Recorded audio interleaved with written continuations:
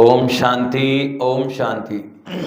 बुरी संगत उस कोयले के समान है। बुरी संगत उस कोयले के समान है जो गर्म हो तो हाथ जला देती है और ठंडा हो तो काला कर देती है। अगर कोई मक्खी सब्जी तोलते हुए तराजू पर बैठ जाए, अगर कोई मक्खी सब्जी तोलते हुए तराजू पर बैठ जाए तो ज़्यादा फर्क नहीं पड़ेगा, लेकिन वही मक्खी अगर सोना तोलते हुए तराजू पर बैठ जाए तो उसकी कीमत बढ़ जाती है। हम कहाँ बैठते हैं, हम किसके साथ बैठते हैं, हमारा मूल उसी आधार पर निर्धारित किया जाता है। जैसे जो देखते हैं, सुनते हैं, पढ़ते हैं वही भाग्य बनता है, वैसे ही संस्कार बनते हैं। सांप अगर मंदिर में जाए तो पूजते हैं, सांप अगर मंदिर में जाए तो पूजते हैं, वही सांप घर में आ जाए तो मारते हैं। चूहा अगर गणेश जी के मंदिर में आए तो पूजते हैं, वही चूहा घर में आए तो मारते हैं। शेर अगर माँ देवी के मंदिर में आए तो पूजते हैं, वही शेर घर में आ जाए तो किसी को बुलाकर उसे मरवा या पकड़वा देते हैं। यही है संगति का असर। संगत से गुण आते हैं, संगत से गुण जाते। संगत सोच समझ कर करें।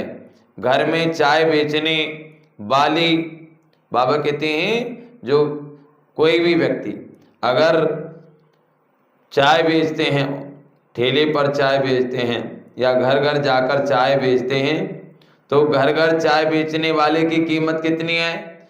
वो चाय की कीमत है 5 रुपये, लेकिन वही चाय ठेले पर 10 रुपये की मिलेगी और वही चाय होटल पर 20 रुपये की मिलेगी, वही चाय शोरूम में 40 रुपये की मिलेगी। इसीलिए संगति सोच समझ कर करें, क्योंकि संगति से गुण आते हैं, संगत से गुण जात। जैसे एक पेड़ था, बहुत बड़ा पेड़, और एक राजा था, और जो रास्ते से जा रहा था उसको एक पेड़ की छाया दिखाई दी कि भाई थोड़ा मैं इसके नीचे बैठता हूँ, थोड़ा आराम करता हूँ। तो राजा उस पेड़ के नीचे बैठ गया। उसी समय वहां पर एक कौवा आकर बैठ गया। कौवा आकर बैठ गया, वो राजा के ही ऊपर डाली पर, पेड़ पर बैठा हुआ था। उसी समय वहां पर एक हंस उड़ता हुआ और आया, वो भी कौवे के पास आकर बैठ गया। जब कौवे के पास पर आकर बैठ गया तो उस कौवे ने क्या कर दिया, वो छेर मना बीट कर दिया। किसके ऊपर? राजा के ऊपर। तो राजा के पास तीर कमान था, तो राजा ने तीर कमान चलाया। कौवा तो उड़ गया, लेकिन हंस पर लग गया। अब हंस गोदी में जाके राजा की में गिरा। तो राजा ने कहा भाई ये तो कौवा है, ये तो काला होता है, ये गोरा कैसे है, ये सफेद कैसे? तो हंस बोला कि मैं कौवा नहीं हूँ, कौवा नहीं हूँ, मैं हंस हूँ। बोल ये क्या हुआ? कि मैंने संगति गलत की, इसके कारण ही मेरी ये दुर्दशा हुई। इसीलिए सावधान, संगति सोच समझ के करें। जैसे तराजू पर तोल रहा है सब्जी और मक्खी बैठ जाती हैं, कोई फर्क नहीं पड़ता। वही मक्खी सोने तोलते समय सुनार की दुकान पर, और सुनार की जो तराजू पर बैठ जाएंगे तो फर्क पड़ जाएगा। आप संगति किसके साथ कर रहे हैं, किसके साथ बैठ रहे हैं? संगत सोच समझ के करें, क्योंकि संगत से गुण आते हैं, संगत से गुण जात।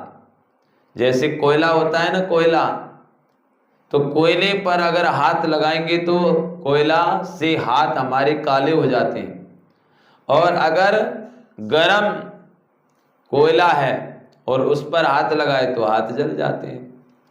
जैसे पानी है, पानी तो वही है, जैसे पानी हमने किसमें, तवे पर डाला तो तवा क्या करता है, वो पानी को, गर्म तवा वो सुखा देता है, पानी सूख जाता है, मिट जाता है। और वही पानी सीप में डालो तो मोती बन जाता है। वही पानी पेड़ों पर डालें तो ओस बन जाता है। इसी तरह हमें हर वक्त विचार मंथन करना चाहिए कि हम किसके साथ बैठ रहे हैं, किसके साथ उठ रहे हैं। संगति सोच समझ के करें और अपने बच्चों को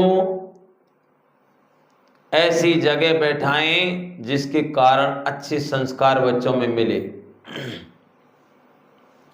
कई ऐसी वीडियो हमने देखी, एक गाय का बछड़ा है, वो घोड़ों के साथ रहता है और घोड़े जैसे दौड़ रहे हैं तेजी से, वो गाय का बछड़ा भी ऐसे ही दौड़ने लगा, बिल्कुल घोड़े की तरह, बिल्कुल घोड़े की समान तेजी से दौड़ रहा है। उसको पता ही नहीं कि मैं गाय का बछड़ा हूं। ऐसे ही हमने एक वीडियो देखी जिसमें देखा कि छोटा सा कुत्ता का बच्चा है, छोटा सा पिल्ला जिसको बोलते हैं कुत्ता, छोटा सा बच्चा, और वो मेंढक है उसके साथ। अब वो मेंढक के साथ रह रहा है, मेंढक जैसे कुदक रहा है, वो भी देखो कुत्ता का बच्चा वो भी ऐसे कुदकने लगा। कहने का मतलब एक ही है कि हमें संगति सोच समझ के करनी चाहिए, क्योंकि संगति से गुण आते हैं और संगत से गुण जाते हैं। इसीलिए सोच समझ के करें। इसीलिए बाबा कहते हैं कम बोलो, धीरे बोलो, मीठे बोलो। बाबा की सत्संग माना डेली मंदिर में जाकर के घंटा बजाते हैं, लेकिन मंदिर में भगवान नहीं सोए, सोए तो हमें स्वयं को जगाएं। और जब तक हम स्वयं को नहीं जानेंगे तब तक भगवान को नहीं जानेंगे। बाबा ने आज ही मुरली में कहा ना, स्वयं को तो जानते ही नहीं तो भगवान को कैसे जानेंगे। हम तो आज तक यही समझते आए कि मैं शरीर हूं, लेकिन शरीर है क्या है? नहीं है। जब शरीर से निकल जाते हैं तो शरीर का कोई काम का रहता है क्या? नहीं रहता। तो ऐसे ही स्वयं को आत्मा निश्चय करके उस परमात्मा से बाबा को याद करना है। और बाबा ने ये भी कह दिया आज के जाएंगे कहाँ? यहीं पर आएंगे, क्योंकि सबका पिता है ना, पूरे विश्व की आत्माओं का पिता है परमात्मा शिव बाबा। इसीलिए सबको आना ही है। जाएंगे कहाँ? ओम शांति।